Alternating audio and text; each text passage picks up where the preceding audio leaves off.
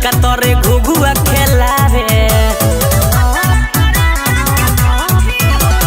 लासा तोरे सटी जाला कोरा में लिपटी जाला यारावा के याद नहीं आवे।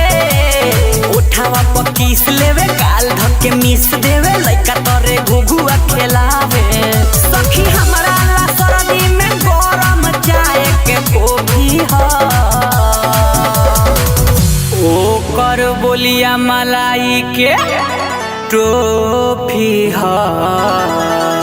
हाँ ओकर बोलिया मलाई के टोफी ह। मोर भत्तर करे जाके टोफी ह। मोर भत्तर करे जाके टोफी ह। ओकर बोलिया मलाई के टोफी ह।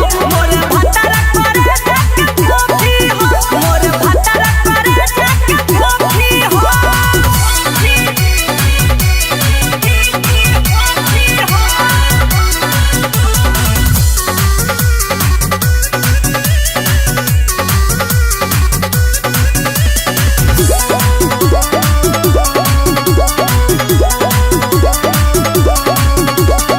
सैया हमार बड़ी हो दिलदार हो जितना कहिले करेले प्यार हो। लेवे ला चुमा चौक लगे हुआ वे लाजे ना हमारा से अखिया मिलावे। सखी बतिया हमार सुनी सुनी हैरान जनी हो की हो। ओकर बोलिया मलाई के टोफी ह। हाँ ओकर बोलिया मलाई के टोफी ह। मोर भत्तर करे जाके टोफी ह। मोर भत्तर करे जाके टोफी ह।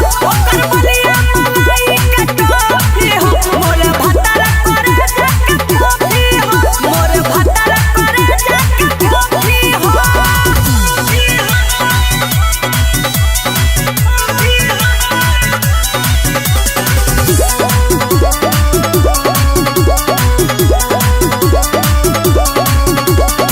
सैया हमार कबो पेले ना करिया रखेले हमारा के दिल के भीतरिया। कोनो सवतिया के देले ना भाव हो हमरा सिवा ना रखे केहू से लगाओ। सोनू चंचल विकास कबो हमसे नाराज मत होखी हो। ओकर बोलिया मलाई के टोफी ह।